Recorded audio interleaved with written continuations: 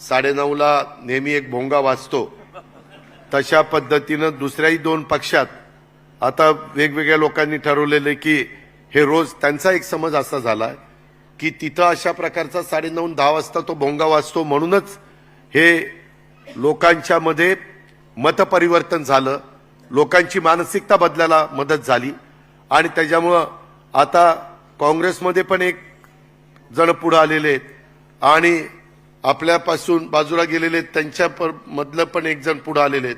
ती तर असा रेटून बोलतो, काही बोलतो, काही विचारताच सोय नाही.